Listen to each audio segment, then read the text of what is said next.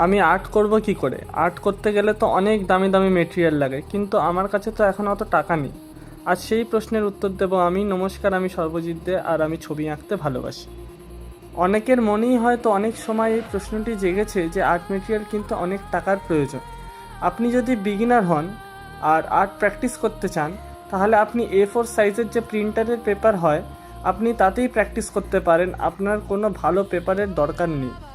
বাজারে যে সমস্ত পেন্সিল পাওয়া যায়, 2B, 4B, HB, এই তিনটে পেন্সিল নিয়ে নিতে পারেন। আর নর্মাল পেন্সিল কাটার আপনি যে কোনো দোকানে পেয়ে যাবেন 5 টাকার বিনিময়ে, এবং একটি নর্মাল ইরেজার আপনি পেয়ে যেতে পারেন 5 টাকার বিনিময়ে। এই সমস্ত মেটেরিয়াল থাকলেই আপনার কাছে যথেষ্ট। আর্ট প্র্যাকটিস করার জন্য প্রথমেই দামি দামি মেটেরিয়ালের কোনো প্রয়োজন নেই। শুধু যেটা প্রয়োজন আছে সেটা আপনার ইচ্ছার।